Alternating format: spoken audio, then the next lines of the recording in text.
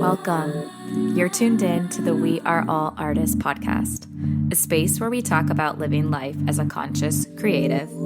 I'm your host, Adriana Douglas.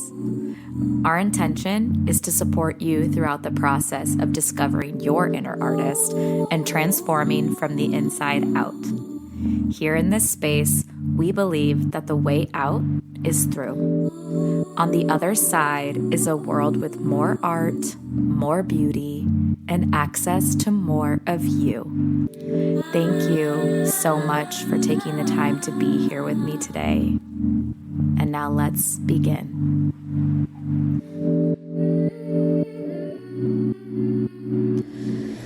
Hello, and welcome back to another episode of the We Are All Artists podcast. Today I have Sheetal Story on the show, and I am so excited for you all to hear of this interview. Stay tuned for the end, where Sheetal talks about a few upcoming offerings that she has this month and going into the new year. They will also be linked in the show notes for ease of access. Sheetal is a psychic medium, professional certified astrologer, grief support counselor, and a law of attraction master coach. While she also has a business degree and comes from a corporate background, her heart is in helping people now in her own business. She teaches people how to cultivate and trust their intuition, overcome grief, self-sabotage, and obstacles to live a life that sets their soul on fire. In today's episode, we cover quite a few topics that have been top of mind for me recently, including intuition, relationship patterns and self-worth, what is a soul contract, and the impact that early conditioning can have on us. We also dive into what aligning your actions with your intentions might look like, and Sheetal lets us in on the missing ingredient of the manifestation process. I can't wait for you all to dive into this episode with us, and please enjoy. Hello, Sheetal. Welcome to the We Are All Artists podcast. Thank you for having me, Adriana. I'm so excited to be here and share my message and what I do with your audience. So thank you for inviting me and having me on. You're welcome. This is going to be so fun. I know we just wrapped up Intuition 101 together, which was amazing. I'm still digesting all of the knowledge. I feel like sometimes for me with courses, it takes a little bit for it to settle and land, and the awarenesses to really sink into my body. I think that's so, I love that you said that, because we all learn in different ways. Like, I'm also currently teaching an astrology class for beginners, and there's so much to know with astrology, and they're all learning in different ways, but we are so conditioned to compare ourselves. And so we're like, oh, I didn't pick it up as fast as she did, or I don't know all the things that she does. And yet there are a few people in the class that have been like avid and like enthusiasts of astrology. So they know the basics. And then I have absolute beginners in the class that are just learning these concepts for the first time. And it's so interesting to see that comparison come out in us. Like, it's so part of our ego and our brain to make sure that we're safe, right? That we belong, that we're on track with everyone else. And, in intuition, it's no different. Some people have been using their intuition for a long time, and others, it's this fear of using it, or what will happen if I open to it, and I don't want to see anything dark. And I'm like, darkness cannot be where the light is. So if the more you turn on your light, the more you are in your intuition, the more you are really following that soul. Soul is divine. You're of God. So if you follow that, darkness cannot reach you there. So I think it's such a fantastic, just watching everyone. And as I feel, people are coming into comparison, I always invite, compassion and curiosity over judgment. Curiosity diffuses judgment every time. You can ask, I wonder why I feel like this. I wonder why I compare myself. I wonder where I learned this from, and you start to go back and say, wait a second, I'm unique. I came here to be so different, which is ironic because it's not how I grew up. I just wanted to belong. And so that judgment is a big part of my healing and what I have actively been releasing for many, many, many years. Yeah. I love that you mentioned that there could be a fear of using intuition, like that if there's going to be something bad or something that you don't want to see, when there's just a lot of emotions, a lot of emotions that seem to be tied to that experience of it whether something happened in the past that makes you not want to trust your intuition moving forward, or you've been conditioned to tune into something other than your inner compass. Like maybe you could chat a little bit about that, about the fear and the things that come up when someone's intuition starts to get activated. A baby is only born with two fears, right? And that's the fear of strangers inherently, right? They attach to their caregivers early on, and a fear of falling, like a fear of heights. That's why they have the startle response, or if they put them over glass, they won't go over glass when they're little. And that's it. Everything else, babies are born fully intuitive. They're so intuitive. They just follow their inner nudges. They like people, they don't like people. You'll see babies will really gravitate to certain people and not to others. They just follow their inner guidance system. But what happens as we get older, we start to get conditioned by our environment. And our brain wants us to make sure that we fit in, that we are biologically safe. So we start to look at how our parents mimic back to us when we do good things and when when we're not doing good things. So our parents, and I just want everyone listening to not be like, your parents suck. They don't suck.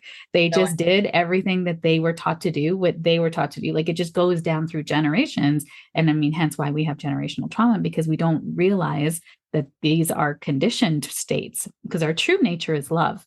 Our true nature is intuition. But we're really guided away from that when we listen to what our parents want of us and what the world needs of us. And so, those of us who are high achievers and who are people pleasers and are very kind and considerate, we are that way because we grew up in homes that were likely volatile, where we had to hold the emotions of others. And I thought it was a crazy statistic that I heard this from a psychologist, that he said, if you are highly intuitive or an empath, you likely grew up in a volatile home.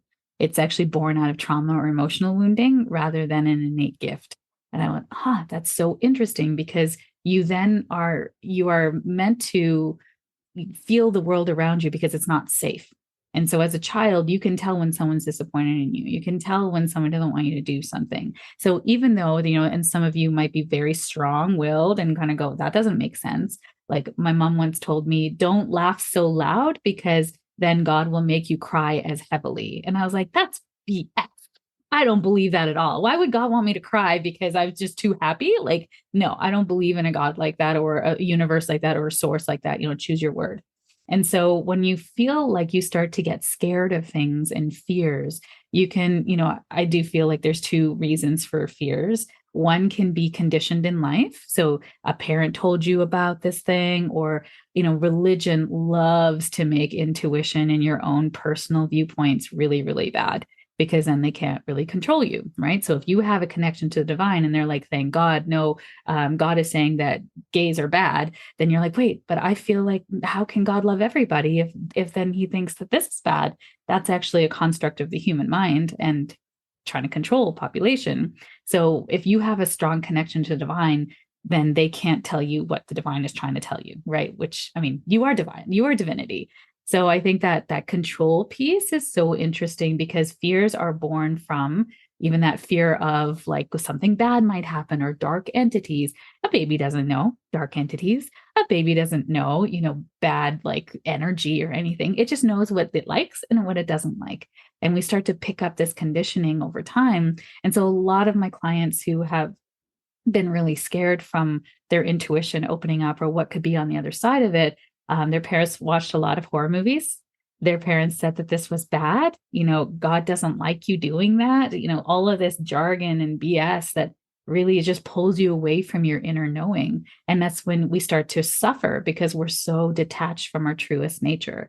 So, intuition development is actually such a healing, avenue, because you're attaching or connecting back to your truest essence and listening to that divinity within. And I also always say, caveat that voice or the, intuition should always be maybe a little bit, exciting, or letting like to try to keep you safe. If you start hearing voices that are telling you to do bad things, that's psychosis. That is not intuition. So your intuition is always expansive. It might feel a little exciting, and sometimes it might feel a little unnerving to, go out and take and say yes to this opportunity, even though you're like, oh, I don't know if I can do it. The very first time I was given the opportunity to teach intuition, I knew that I wanted to teach it. And the wonderful lady who gave me the opportunity, she had a meditation studio. And she said, Sheetal, give me your date. I want you to teach it at my studio, and we're going to set it in the calendar right now. We'll agree it's a 4 hour, whatever, however many hours you need, or if you want to do it a weekly. And I was like, it was like, I was scared. I was so scared because I was like, what am I doing? Like, can I do it? Is that like, I'm doing it? And my intuition's like, do it, Sheetal. And I gave her a date and I left there. And I think I hyperventilated in my car. I was like, oh my God, this is so outside my comfort zone. But it felt exciting. You know what I mean? Like it felt exciting. It didn't feel like I shouldn't be doing this, because that's also your intuition saying, don't do that. Your ego is always going to try to keep you safe. And when you're doing new things, like, and I know your creatives amongst your listeners are going to know this, because when you start to kind of break out of your comfort zone, there is going to be uncertainty, and your brain does not like uncertainty. It likes to create from the known, right? It likes to create from the past. And we don't want more of the past. We want to have these exciting dreams and vision and move forward. And that is why it's so important to have that intuition connection, because it's always guiding you. It's your compass towards, your blueprint in life.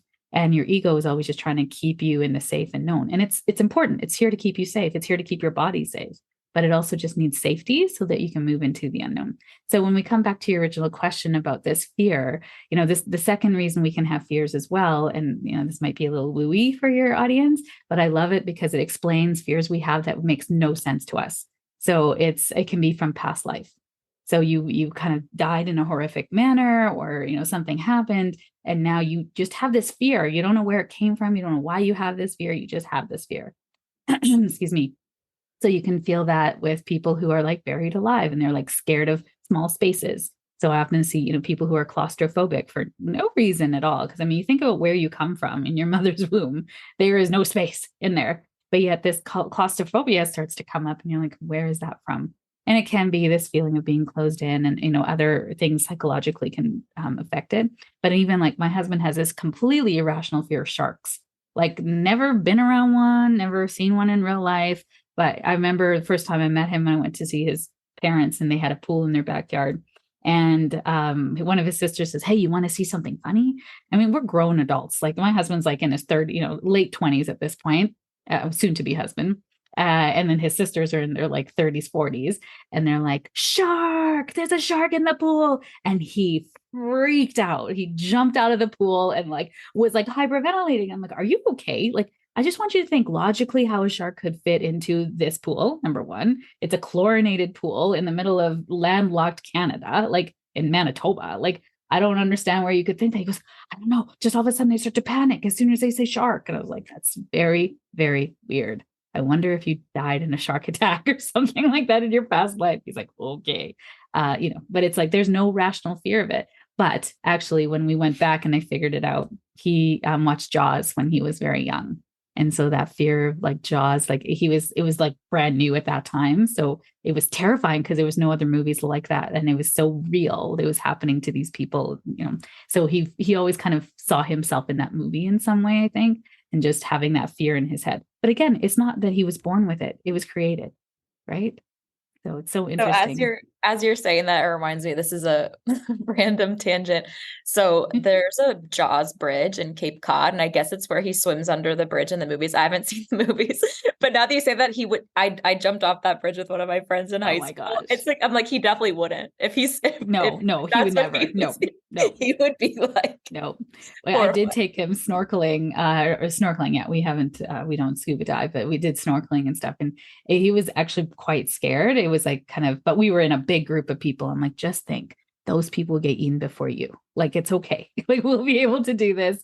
Don't worry. I've got your hand. You could throw me to the shark. There's no sharks, plus I'm psychic. So I know that there's going to be no shark, it's like, there's no shark going to come. Don't worry. We might see a turtle, which we did see a turtle, but yeah, I was just like, it was very interesting to notice these fears. And it always goes back to something that someone said or an experience that they had where, like, we're not burning witches at the stake anymore. So it's okay to open up to your intuition. You're a magical human. You are born with intuition. Everyone is. I'm not special.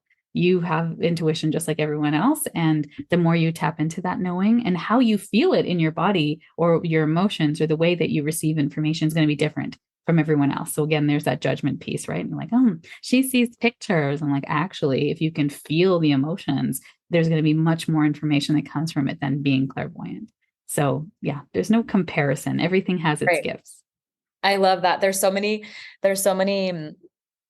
pieces of information that you just talked about that I'm so excited about. The thing that I'm thinking right now is about intuition and following your intuition and following the nudges and that exciting opportunity or possibility.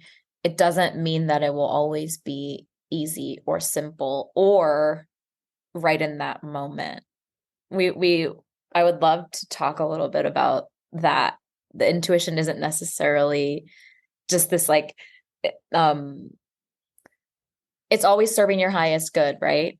Mm-hmm. And sometimes that can also be uncomfortable. That can Well, be and I think the outcome isn't always what you desire it to be, right? We often think this is what I know, this is what I want, this is what I want. I always say with my clients that come for a reading, you'll get what you need, your soul's need in this moment. You might not get what you want. And so that need is going to be paramount. So, for example, a want might be, you're sort of, I had a client who was a gentleman. I don't read for many gentlemen for obvious reasons. I don't think they're really kind of like trust, other women, number one, or, put this, this idea of intuition. They sort of have this, the masculinity of doing, far trumps the intuition piece of like, oh, can you tell me what you feel for me or what's happening for my life? So he, in his mind, felt like he wanted to connect to his father. And that was not the need of his soul. He was actually going through a divorce. I was aware of it right away. I'm like, you're having troubles with your relationship. I feel like she has served you divorce papers. And I feel like you are really fighting it. And he's like, how do you know that? I was like, I'm a psychic, right? This is a psychic reading. And he's like, yeah, well, I mean, I said, there is a reason this is happening now. She is no longer in love with you. I can feel that. She is ready to move on, but you're continuing to try to hold on and ask for or couples counseling. And she's not really amicable to that. He's like, how do you know? I said, because I can feel her soul is already pulling away. And you're so committed that you'll never leave this relationship. So the universe is giving you this divorce now, because otherwise your soul will never meet the person you're really meant to be with at this point in time in your life, because you would never leave her. You are so committed to marriage, but she is now moving on in a different direction. And that's opening you up to possibilities in your life that you would never have if you were still in this relationship with her. And I know that's hard to hear right now. And one day you listen to this recording and you'll go, oh, it all makes sense. So at the time, he was not ready to receive that from me at all. And I could feel it. And it's not my job to help, have them be happy with me. It's my job to pass on the message that your spirit needs in this moment. And it used to really like take that personally when I was a little baby psychic. But now I realize like I need to give that message. And so it was a couple months later. I had no idea. I read for his mother, didn't know that they were connected. I don't know anything about my clients other than their name and their Zoom link. And I do have a telephone number and an email address for them. That's it. And I'm so busy. It's like, I just literally look to see who's in my schedule for the next day. And that's it. So I didn't know it was his mother. I read for his mother. And, she had a fantastic session with a couple of reading, a medium or spirits that came in that she really needed to hear from in this moment in time. And she was like, this was a great reading. I don't know what my son was talking about. And I said, oh, did your son have not a great experience? And she's like, well, yeah, he said that, he just didn't get anything at all from it. I said, I don't read for many men. So I remember him. And I remember he was very, standoffish, not willing to receive what I was having to say. But what I'll say, I'm not going to share his reading, but I'll say for you to have him go back and watch the recording again and really hear what I'm saying, because he got everything that he needed. He might not have heard from the spirit person that he wanted to hear from, but he really got the psychic message that he needed in that moment. And she's like, I suspect it's about his wife. And I suspect you said that everything is happening perfectly. And she's like, and that's what I've been saying. I didn't even have to say anything, right? She's also very intuitive. And she was like, and I've been saying the same thing to him. So if that's what you said, I'm so glad that you said it too. But maybe he'll hear it now. I was like, well, obviously he didn't hear it. So whatever. So in that, when you get that you think like I run a membership right now for manifestation, intuition, and astrology. And one of the ladies asked this question just last month, and it's so poignant that you asked me the same question. She's like, I thought I followed my intuition. I jumped to a new place in the country. She wanted to live in this place forever. And she said all the roads pointed to yes for her, which didn't make sense because it was a Mercury retrograde, which like I would never ever advise anyone to relocate during a Mercury retrograde unless you were born with Mercury retrograde in your chart. And because for those of you who don't know what that is, it means that the planet Mercury is going slower than the Earth. So it's a time of slowdown. It's a time of review, reassess, and realigning. And it'll mess with transportation, which is Mercury ruled. So you never want to move on a Mercury retrograde. So she did, and she didn't find her job. She didn't find anything. She actually became in financial peril and had to come back to the city that she lived in before. And she was so disillusioned that it didn't work out. And I said, "So what did you learn from your trip? You know, from your experience?" She's like, "Well, that I can't trust my intuition." I'm like, "Okay, if we put the intuition aside, what else did you learn?" She's like, "Well, that I'm not ready to move, that I didn't have enough savings, that I didn't have a job lined up, that I didn't have, I should have gone ahead of time and like surveyed the place and got a place, like even just a basement suite or something to start off with." She's like, "I can't believe I just went." And I said, "So that's again, nothing that I would ever like safety first, always for me." So I said, "When you think back to now, safety first, what made you just decide to jump?" And she said, "I think I was just really frustrated that life's not turning out the way I want." I said, "So you got impatient?" She's like, "Yes, I was very impatient." And so the impatience comes from the ego, right? The ego is trying to control timelines, and timelines are not in our control. All we can do is come into full alignment within ourselves with what we want. So I said full alignment might have looked like having enough of a savings to kind of sustain you while you were there, having a place to live booked before you went, having job opportunities before you went. Securing a job would be ideal, maybe even just job interviews lined up for yourself when you got there, and enough safety net to kind of get you there. Like there's so many things you could have put in place safety wise that you didn't do. And she goes, "I know, it's crazy. I'm not like that." So I said, "So something in you got really impatient and overrode all of your safety to do this thing." So that's not your intuition. Your intuition is saying this is eventually the place you're going to be. And I think that's the hardest thing, is when you see where you're supposed to go, but you can't get there just yet. Things have to happen, right? So it's almost like you see 10 steps in front of you where it's going to be, and you want to get there so fast, but you can't because those steps haven't fallen into place yet. You still need to lay those stones to get to that big monumental place that you want to be. It's just not laid yet. So for her, she understood that, and it was a massive learning. Could she have gotten there, taken her time, did it wisely? She could have, yes. But in the end, all roads lead to the same stone, right? All roads lead to the same journey. So if you're patient, everything will open up for you. The opportunities will present.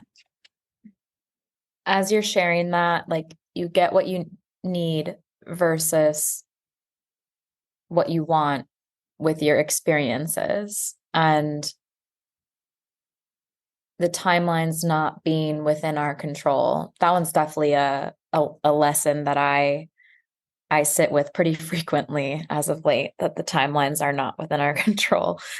The thing that always comes up for me when I hear about this is how soul agreements play into that. Because I've been for many months now sitting with, and I think even since maybe one of the first times you and I met together, and I think that's where actually you may have explained what a soul agreement is to me. I've been searching near and far to find a way to understand that concept, even if it's been explained to me 7 million times, and also the micro and macro with it. So for me, when I think about a soul agreement, I sometimes do think it in some ways has to do with like a lesson that you're meant to learn, but it's not necessarily like that lesson had to be with Sheetal and Adriana. However I was going to best learn that lesson, like whether it's Sheetal or someone else, like I was going to learn that lesson no matter what. So where I'm going with this, and I'll open up the floor for you, is maybe how soul agreements and intuition interact with each other. And the reason I ask is because sometimes if you were to say, hey, my intuition is saying that I need to go left instead of right, but your soul agreement says you're going right. Like this is maybe what goes into that needs versus wants. I'm gonna pause there. This is you can see the inner workings of my brain about this. Soul contract. So to explain it for your viewer or your listeners that don't quite understand what that is. So when you come into this lifetime, when you incarnate as a physical being, so you are an energetic being having this human experience. So there's an energy that beats your heart, that's a synapse of your brain waves. That is, there's an energy that permeates from you out into space, and you take up space in your energy. And when someone stands in that energetic field, that's your comfort zone, right? That's like close talkers, and you can feel the energy of people even when they walk in the room. So when you come into this incarnation, you want to experience, your soul is wanting to experience all these experiences: love, forgiveness, joy, heartbreak, all the things. Because as we experience that, your soul grows and we grow consciousness. So that growth, then that experiencing, and through challenges and through grief, our soul really evolves through those because we find out the most amazing things on the other side. So, in order to experience life, we can't just come here and do it alone, right? You're wired for connection for a reason, biologically wired. So, we have then other souls that agree to come in to help us learn different things. And, the saying is, a reason, a season, a lifetime, right? Someone will come in for a reason, and maybe they'll be your life lesson, or you might be their life lesson, or they might be helping you on a life lesson. So there's so many different, ways that we can come into interaction with each other and help each other. And it can be, again, a reason, a season, a lifetime. Very few are lifetime, right? Very few. Like your family is truly lifetime. And when you have a soul contract with your family to learn something valuable from them, you'll know, because it will be hard as heck. It'll be so hard because you're the black sheep. If you're the black sheep of the family, you're coming in to change a dynamic, ancestral trauma lines, to do something different. And your family's not going to understand that. You're here to break the cycle. So as a cycle breaker, you're going to feel like, I don't belong here. And you're not meant to. You're meant to break the cycle and show what's possible, to then illuminate that for others, or for them to choose not to.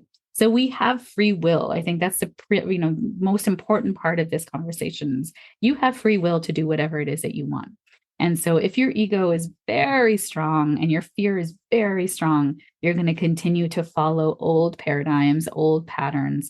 And so, for example, if that's dating, we'll just use the example of a dating relationship, and it can be, any, like, the sexuality doesn't matter. It's just the dynamic of two people who are coming in to have a romantic relationship. So if that two people coming in to have this romantic relationship, if you are in a place of, so I'll just use my life as an example.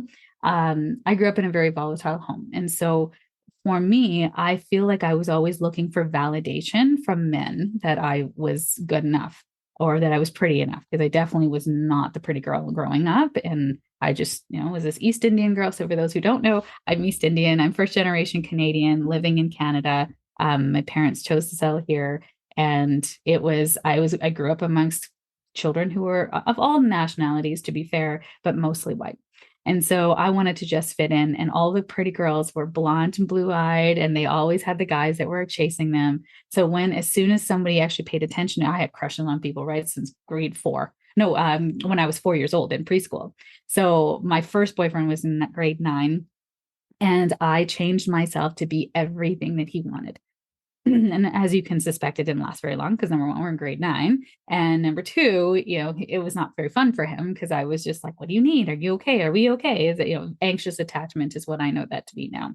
And so every relationship from there created the same dynamic. They all cheated on me. They all had this like anxiousness. It was my anxiousness. They were like, who is this person? I don't want to be around them. So I continued to date. And that's when you bring in soul contracts. All of these beautiful souls came in to help me learn about self-worth and self-value. And so each one of them would, choose me and then go, gross, and then, and cheat on me, including my first love, which was in high school. And we wanted to get married and all the things, and then he cheated on me, and we were like, okay, this is ending. And I went on a massive sabbatical at that point. Like I took a kind of a moratorium on dating, and I went on a healing journey. And I learned something really valuable. It was actually watching a Dr. Phil show. I was studying for a university exam, and I was watching Dr. Phil at home while I was studying. And he's like, he had all these beautiful women on the stage and 4 women. And he said, tell your story. And so they did. And all of them had been cheated on. And all of them were beautiful, high powered women, actresses, singers, all the things. And I was like, oh my God, who would cheat on these women? They're so freaking gorgeous. And he said, what do you all have in common? And he said, we've all been cheated on. And he said, and who do you think is responsible for that? And they all looked at each other and they're like, us. And I'm like, I'm responsible? I'm responsible for this? Oh my God, I'm responsible for this. And even in that kind of realization, it wasn't like a blaming or shaming of myself. It was more that like, what caused this to happen in my life? And that changed the game. I no longer was available to that frequency or that kind of soul contract anymore. So all of those beautiful souls that came in to teach me at that moment in time, it was almost like I had understood what had happened. And I went then on a 2-year journey of dating like a mad woman. Like I dated everybody. I had so much fun. I didn't care. I was not going to get into a relationship. And I said, the next person I get into a relationship with, I will know that they're my soulmate, that they are the one for me, because it'll be reciprocated. I'm no longer in this like panic, anxiety mode at all. I was just having fun. And I said, I'll never lose myself in any relationship ever again. I'm going to be unapologetically spicy Sheetal in every relationship I'm in. And if they don't like it, then they can go, right? They're not qualified to be in my life. And I say that with a lot of my clients too. It's like you're qualifying people to be in your life all the time. And people can outgrow your life, or they can fall to, other levels where they're no longer compatible. And that's okay. It doesn't mean they're bad or, they're not worthy of you. They're just on a different frequency. So the same thing with soul contracts is that, so all of these lovely souls have come in to help me get me to my beautiful husband now of 23 years. We've been together for 23 years, married for 20, and love of my life. I still love him more than ever. And, most compatibility, love it so much. And then a few years ago, I did have an ex come back, not a few years, probably 5-6 years ago, come back and sort of say, hey, my marriage didn't work out and I'd like to see you again. And I'm like, I'm good. I'm good. I'm healed from that. Like I'm so grateful. And I think that's when the soul contract is fully come around to a place where it is no longer pulling, like it's going to be to a place of neutrality and maybe even gratitude that it happened, because the contract is going to be in play until the lesson is learned from both parties, which is what I learned with this ex that came back. Because I was like totally grateful. I'm like, no, I'm so grateful that you did cheat on me, because then I went on this journey to heal myself, and I ended up, so that soul contract was exactly what was designed to do, send me on a journey of self-love that then would get me to my husband. And he then realized that he was so remorseful that everything had happened, and I was one of his one true love that cared about him, really without any strings attached in his life, and he wanted to see me again. And I'm like, I'm married, like I'm good. But thank you. You heal you. But that cord kept coming back. So when we are in relationships with other people, we will have an energetic cord that will attach to them. And we will have that kind of energetic connection. So in the case of, for example, an ex-husband, where you have custody of a child that's shared, that cord will continue to exist because it's a relationship that needs to be there for raising your child. So those cords can't be cut. And I think that's one of the biggest misconceptions in spirituality is, oh, just cut your cords and clear yourself. But you're not able to cut cords to people you still have outstanding contracts with, because there's still a lesson there to be learned. So the cord will continue to reattach even though you cut it. So what you can do is put a block in it or a one-way valve and send healing energy from spirit through your heart to them to heal whatever needs to be healed to bring this to neutrality for you and for them. So when this person came back, I checked in my heart and like, is there something here that I still need to learn? Is there something here that I haven't finished? What's my accountability in this? And that's a really important part of soul contracts is you have to have accountability. Why you pull this in? What's the lesson that's trying to be learned here? And have you learned it? Because if you haven't, you'll continue to date the same problem over and over and over again. Said in another way, in psychology, you will continue to date what you don't heal. So I love, psychology and spirituality really do intersect in beautiful ways. And so that contract, he was not done. He was still trying to heal and reconcile what he had done and all that stuff. I was good. So I just put a block in that cord and said, you'll figure it out. And he was going through all sorts of courses and stuff. I could feel that he was thinking of me. But once I put that block in there, I was like, I'm good. I don't need to take any of that energy in. I don't need to know. And that block still stays there. because I'm really not sure how much, he's healed, but I'm good to just leave that block there forever if I need to. I'm not interested in unblocking that or cutting that cord or releasing it. It will release when it's needed to, but it's not my job anymore. Right. And I think as an empath and intuitive, we can often feel like it's our job to heal everybody. And this person is coming to me and he's got mama issues and she's got mama issues and I'm going to help heal that. And it's like, no, your only job is to heal you and to now feel that responsibility to be the best possible version of you. So, to sum it up, soul contracts are our agreement to come in with other souls to help us learn life lessons. And sometimes they come in as helpers, sometimes they come in as the lesson. But what I 100% know for a fact is that if you have children, your children are your life lesson. So they come to teach you about you. So same thing with you and your mom, you are her life lesson and you come to teach her about herself as well. So it's really interesting, when we start to look at these dynamics and, these patterns that continue in friendships, in, significant others and partnerships, even colleagues, who you call in as friends, like that dynamic I remember just being backstabbed like all the time in junior high and high school because I kept calling in. I was so insecure. I just wanted friends that would validate me. And they're like, oh yeah, they validate me to my face. And then behind my back, they're like, oh, Sheetal's a loser. And I don't really like hanging out with her. It's like, oh my God, what happened? What did I do? And then as soon as I had that self-worth of like, I'm no longer available for friendships like that, it changed the game. I called in more lifelong friends. So it's very, very interesting when we start to heal these things. You start to notice how you now attract differently and who you attract in that. Right? Does that answer your question? Yes, yes. And one of the things that I want to reiterate that you mentioned was the accountability and the responsibility. I think for me, that's been one of the biggest pieces of actually being able to come to the other side of some of these lessons is what's your part and and taking that energy. I say taking your power back, but I mean taking the accountability and the responsibility sort of is a reclamation of your energy and of Power. your power Yeah.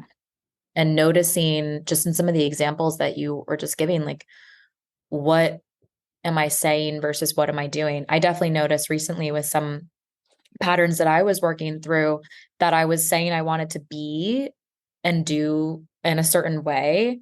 But then on like this side over here, I was not being and doing that certain way. Like, so they're directly conflicting. And when you have these conflicting beliefs, right, these conflicting thoughts, then you're not really able to, well, first is the awareness and then working through it to come to the other side. And something that you mentioned is the grief and letting go of the habits and letting go of the air quotes old you or Oh, part of you. we talked about this right before we actually started to record. And so, I'm very passionate about this because that feeling. So when you have that kind of resistance, you want to be over here, like, you want to. So, we see this a lot in drug addiction where, you want to be clean and sober. You don't want to use these drugs, but then there's this habit, this pattern, this addiction that's in your body that's wanting this thing. And we know 100% that addiction comes through. It's a medication of self due to emotional wounds or trauma of youth. And that can be as little, I mean, there's all of it is important. So there's not a comparison scale yet again here, but there's something that's missing that you're trying to fill in other ways. It's the same thing in relationships. So if you're still dating these guys or, the bad boy that's super hot in bed and you're like, I want someone that's lifelong. And you're like, but these bad boys are so hot and they're so good in bed. At some point you will have to say, I'm no longer available for this because I'm holding out for the guy who's going to be hot, going to be good and bad. He's going to be with me forever. Or ever, but long term. And that is person that I'm going to hold out for. And instead you will then the universe will always send you a test. Always, always, always will send you a test. Did she learn the lesson? She says she did. And then here'll be this hot guy that's good and bad. And like, Adriana, you want to go on a date? Like, nope, not available. And he'll try again. And you're like, nope, not available. And at that point, then he'll go away and then somebody else will flow into your life.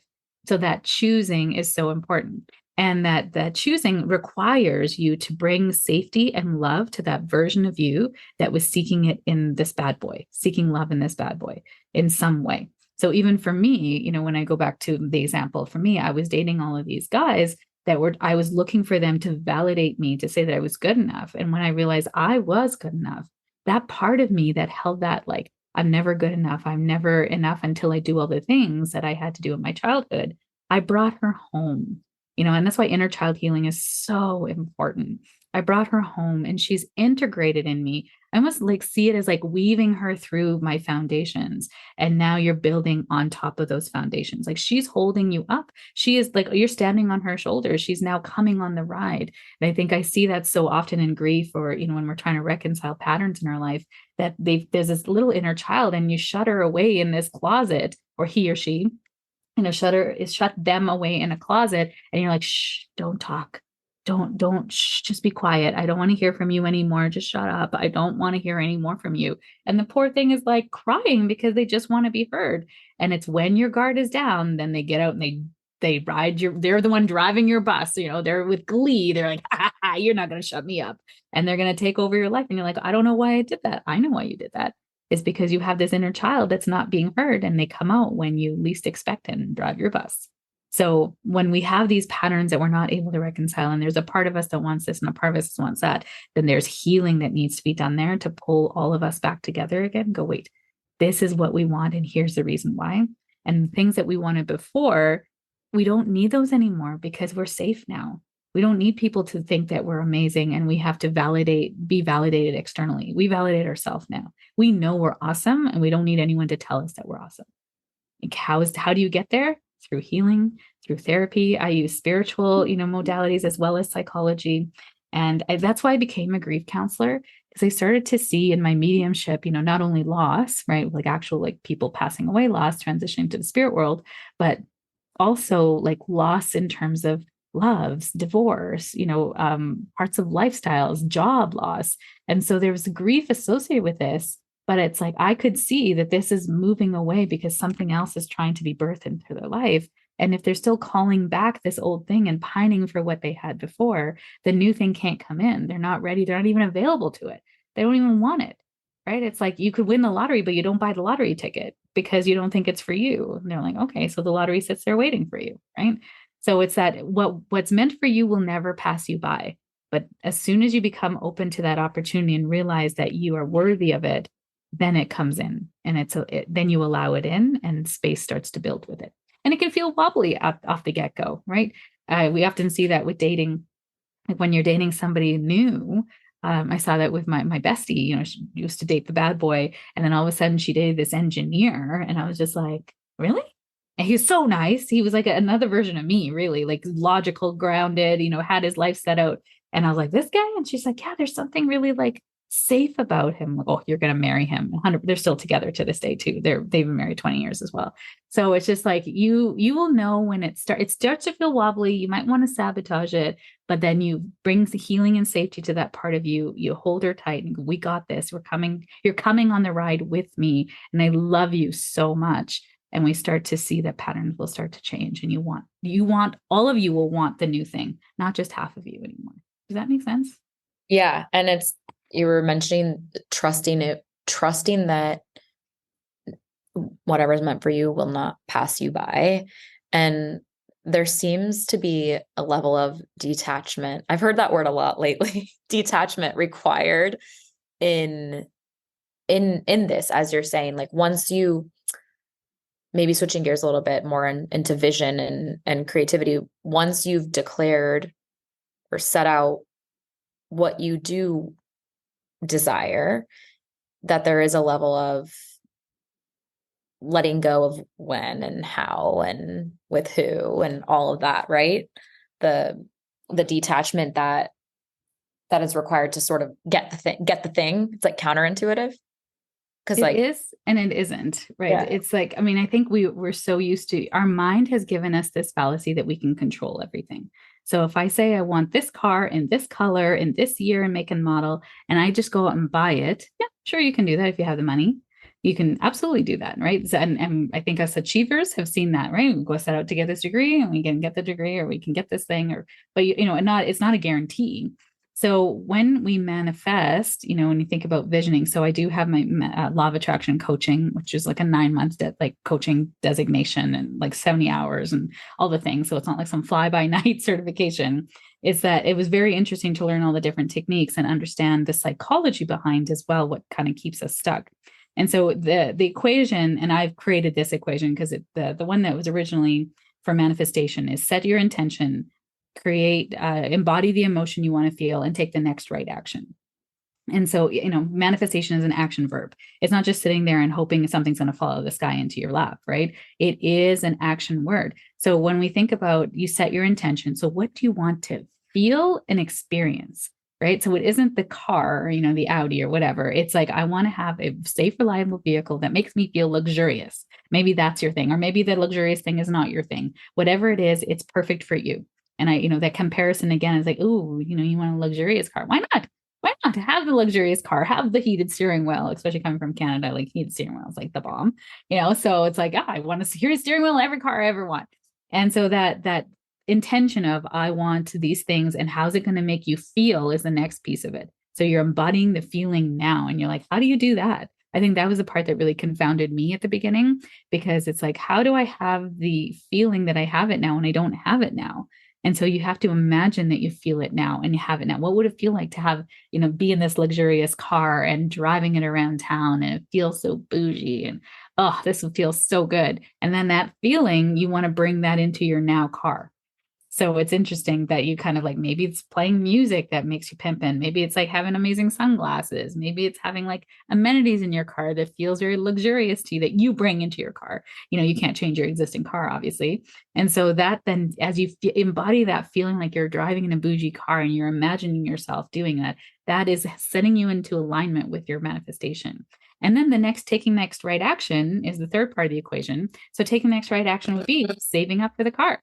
Right. It's not like, oh, I'm going to, or entering all the lotteries that give away that car. Right. Whatever. Why not? Like, if you believe that that car is yours, you can manifest it that way.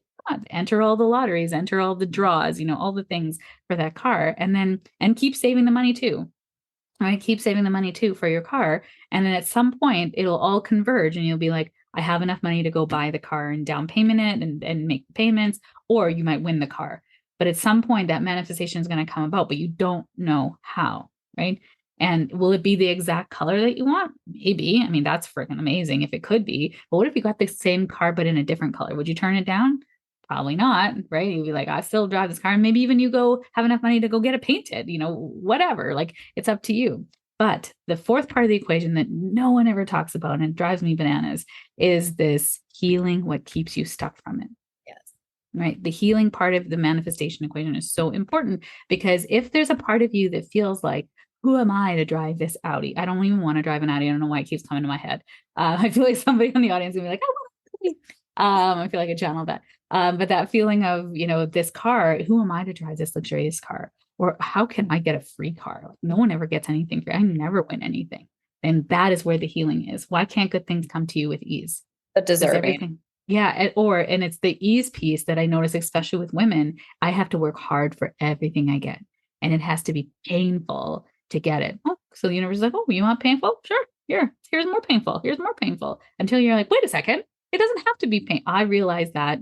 I was working out with a trainer earlier this year, and she was so great, occupational therapist and stuff. So she knew how to like help me with certain, like my knee is a little sore. So she was helping me strengthen the knee, and I was making gains, but I was never sore the next day.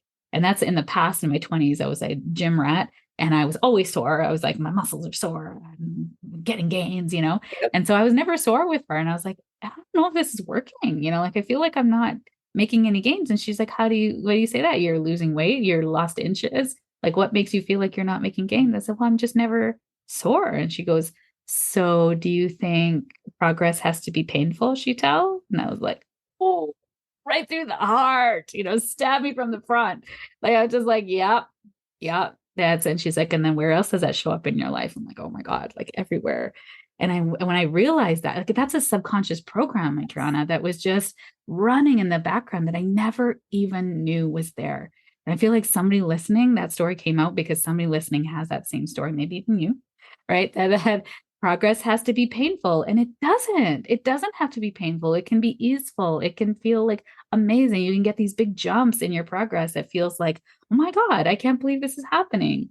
And I feel like that's what happened last week with the Glow Getter conference I was just speaking at, that I got this, wonderful opportunity. And she asked me to be the MC for the whole Amazing. conference. And it was like these 120 women, all business women. And I got to hold that space and bring the magic of intuition with the strategy and the tactics of business and all the things. And I was just like, how is this my life? Like, I remember standing there on stage going, I was not nervous at all. It just felt so aligned. And that's how fast a manifestation can come in. As soon as it doesn't have to be hard. You just show up, you just enjoy, you just are in the right places. And then people start to just fall into their soul contracts so easily and ask you to do, ask you things. Like, I was so honored to be asked. And I was just like, this is this is how amazing life could be. So it's possible for everyone in this audience. I'm no different. I'm not special. Yes, I talk to dead people, but it's my gift. You have your own gift of musicality and Yeah. playing instruments. I can't do that. And I feel like that's an amazing gift. So Right.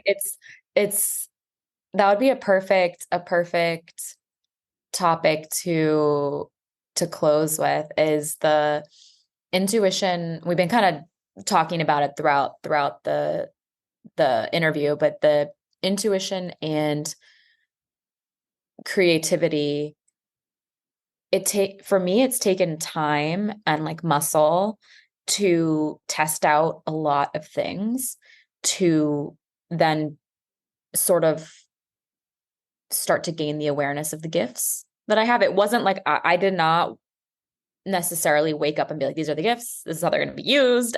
I didn't know. I was trying a million different things. And that's what we were actually full circle at the beginning of the interview. It looks different for everyone. yeah. And when I was comparing, it made it much slower because it didn't look like somebody else's journey. And so I couldn't make sense of it. Like, I didn't have anything to bounce it off of. I had to feel what lit me up, generator, Mm-hmm. and keep moving in that direction. So what you were saying, just that it gets to be easy. Yeah, that's a Learning curve a for learning curve, you. especially when you do all these things and you're always so busy and you fill your calendar. That was something that actually, when we were in the revolutionary year, I remember that was a big lesson that came up in the group, was the white space on the calendar. Mm-hmm. And that was something, that was something that, talking about creativity, intuition, allowing grief, processing emotions, all the things. I think something that's been so important for me is slowing down and allowing for space. I feel like space is underrated in this day and age. Yes, it is underrated. Absolutely. I'm glad you didn't say overrated, because we might have had a little bit of a A debate on disagreement. that. Yeah, we met. So for your listeners, so the Revolutionary Year was a coaching program that's how we met, Yes, actually, that's that how we we were met. both in, Yeah. and by our beautiful coach, Selena Gray. Yes. And so that container held all these amazing women in business who were navigating, different parts of their business, different stages of business. And I think at that time for me as well, it was a focus that you need white space. You need clear creative time to allow your intuition, your spirit to shine, to have that creativity flow. It needs space. So, so when we have that space, now your intuition kind of like, it really depends how it looks like for you. So, for example, I have clients that when they're out in nature, they get these amazing downloads of, ideas and creativity and song lyrics and program opportunities and things like that. For me, it's actually right after I take a shower and I'm climbing to bed. It's my most creative time. I channel all of my posts on social media. I write them all at bedtime because that's when my creativity really shines, because it's like, I don't have anything to do. I don't have any kids to look after. I've just taken my shower. It's nice and hot. I'm warm in my bed. And I just start to, like, the downloads just start to come in terms of what do people need to hear at this point in time and what do I need to speak on. So that kind of that if you ever follow me on Instagram, you'll see all of my posts are channeled, and it might not make any sense to you why that's coming out, or I'm not launching something in that arena. I know it's meant to serve my client and at the highest and best at that moment in time. So as a creative, that white space is so important. And when you're so busy all the time, that which can happen, like you'll even notice with touring artists, they'll take time off tour and then they'll or take a year sabbatical and then they come back with this whole new album. Like it's that, yeah, or sometimes they're in that creative, flow when they're around their bandmates and they might even write songs on tour. Like that creative flow comes in differently for everyone. And I think it's important to find out like when does it come in for you? When do you notice the creativity, really starting to flow and you get inspired? So if we didn't really talk a little bit about we didn't talk about human design. So as an astrologer, I take your birth time and I look at your charts, and it's a kind of a blueprint of your life. You can't make that stuff up, honestly, how accurate it is. And then human design is based on the same birth time, but it combines the I Ching, the Kabbalah, the chakra system, astrology, and gene keys. And so, as that combination, it shows you how you are designed to operate. And I got my human design reader certification last year because I wanted to know what this was and how it operated in your life.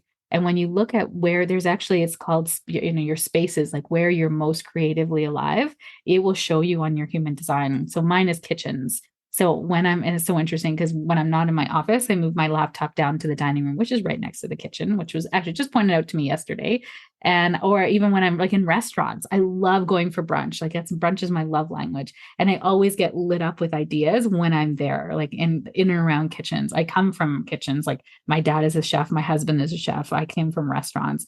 And so it's so ironic that it's kitchens for me because I'm so comfortable around a kitchen. I don't necessarily love to cook. I can cook, I can, do the thing, but it doesn't light me up like it does my husband.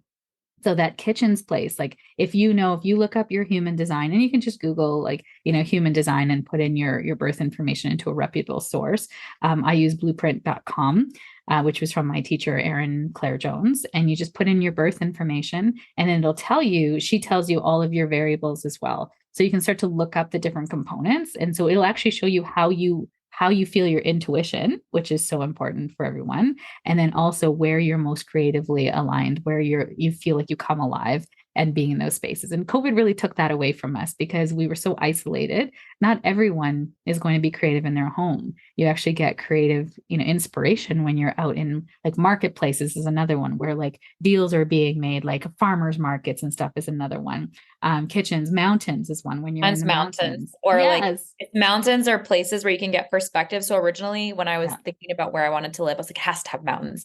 But I've realized actually as well, high rises. So right now I'm on the 16th floor of like a hotel and I can see everything. Yeah. I can see everything. I'm like, yeah. but when So I'm on the ground floor, and when I'm on the ground floor somewhere, sometimes I'm like really uneasy. Mm-hmm. Yeah, So the mountain that view, you need to see everything and have that eagle eye view. And it also is indicative that like you're probably a big picture someone as well, like that you like to see the bigger picture, and the details might be a little boring for you or mundane.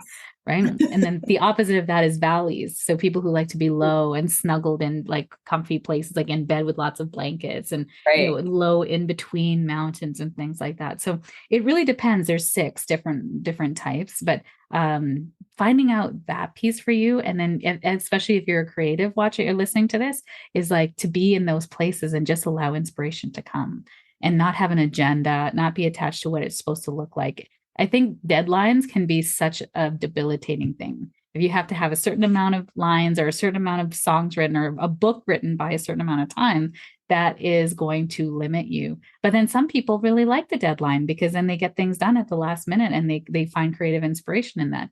So again, it's not to say one size is going to fit all. So I hope your listener really takes that away, that they need to, really experiment for themselves and figure out what that looks like for them.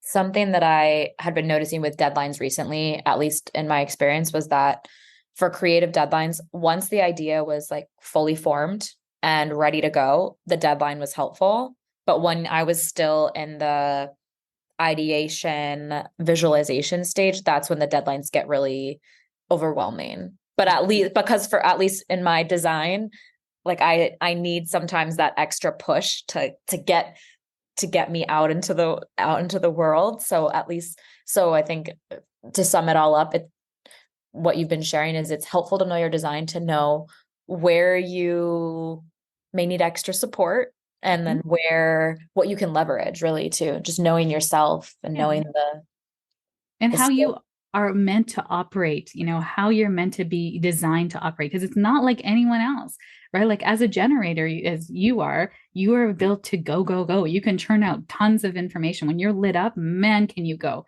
But you also need rest. You don't, yeah. But if you're a projector, you need a lot of rest. And my youngest is a projector. He spends a lot of time in bed. But when he gets these creative spurts, he's an artist as well. Oh my God, he can just like he cleaned the pantry one time when we were gone somewhere for dinner and we came back and he had all these garbage bags. He's like, I cleaned the pantry. I got inspired. I was like, oh my God, 13 years old and cleaned our pantry. I was like, okay, projector, I see you. And then he slept for like the next 24 hours. Like, yeah, okay. Yeah, it's normal. That is how he's operated, designed to operate. Like how different would life have been if you knew your design from a young age?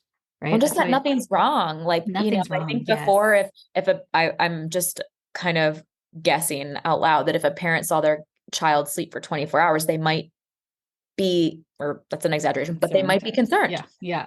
But if you knew the design, you would just be able to relax a little bit. Like Yeah. that's just, Well, and I saw with my husband. My husband's like really concerned. I mean, it's like he's always in bed and he's always spending time in his room. I'm like, that's how he's designed to operate. He needs more sleep than the average person, and that's okay. And when he saw that I said that, he felt more at ease to be himself too. But he's on the volleyball team. He's like an artist. He's taken part in tons of school stuff. He's in the band. Like, so it's not that he's like lazy, that's not it at all. It's that the creative spurts will come at the right times, and we have to honor that. So it's same thing for your, people that are listening to this. Your creative times are going to come at the right time. Create space for that to come in a way that makes it feel really good for you, and honor that. And don't compare yourself to anyone else. You're not meant to be like anyone else anyway. I love that. And I think this would be perfect to go into just what you are offering in the next few months, a vision board workshop, intuition workshop, things that the audience may want to tune into. I offered a vision board workshop when I was still working my corporate job. I did it on evenings and weekends. And why it's so important, and why actually a lot of the stars and people who are in very high powered roles do vision boards, is because it's creating a manifesto for yourself so you don't lose sight of what's important to you. Because the life over the course of a year can pull you in so many different directions that you can feel pulled off center, and you don't even remember what your center is anymore.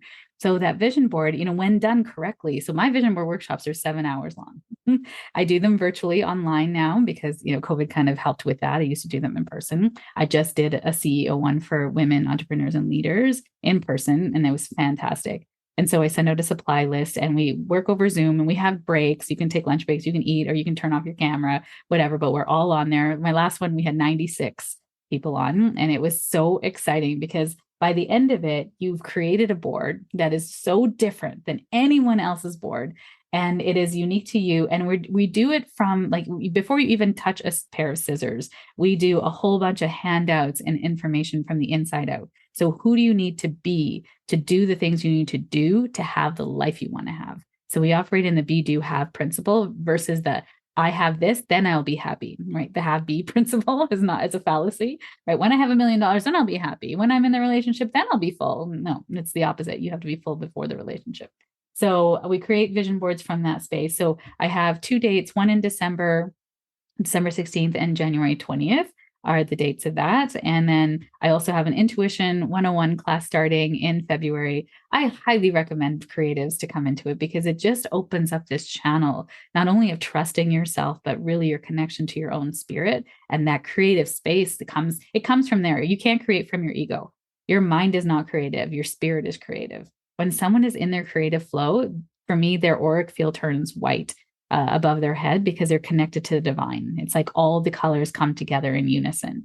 So it's just amazing. Like I can always tell when someone is in creative flow. Like if you watch a concert, be a violinist or like a ballet dancer that's on stage, that like they will be fully aligned in their spirit because they've done all the work and now they're trusting that everything is going to, unfold as it should. And they're just flowing with this beautiful talent that comes from them, right?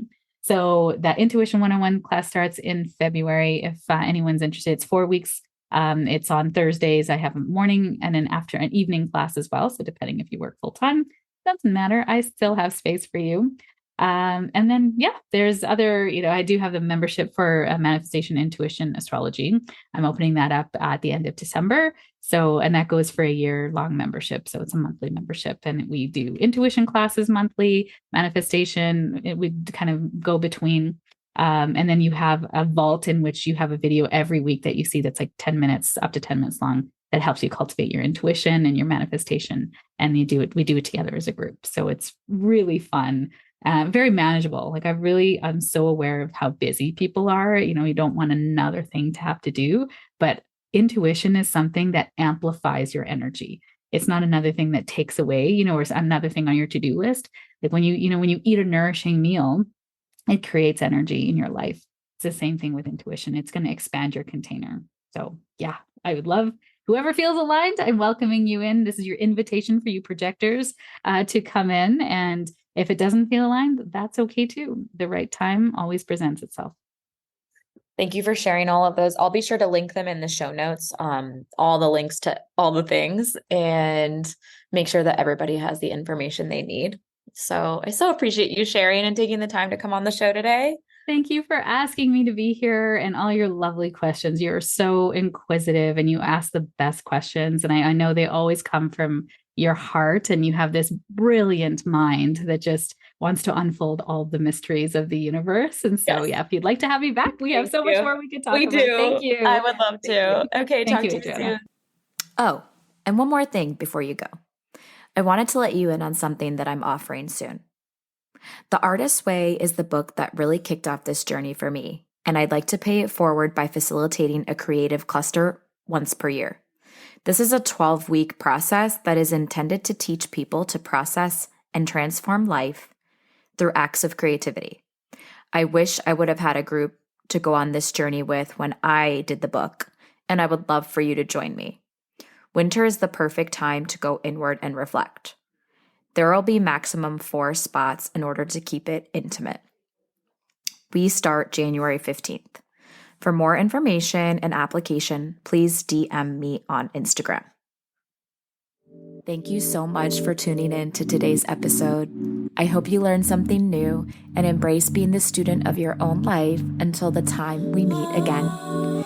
If you'd like a way to support the show and to hear more of this content, it means so much to me for you to take a few minutes out of your day to leave a review wherever you listen to your podcasts. I'd love to stay connected with you on Instagram or TikTok at Adriana Goes Creative. You can find me and hit follow while you're feeling inspired right after listening to the show. I can't wait to get a DM from you hearing what you loved about it and what you desire to hear more of. I appreciate each and every one of you so much. I'll talk to you soon.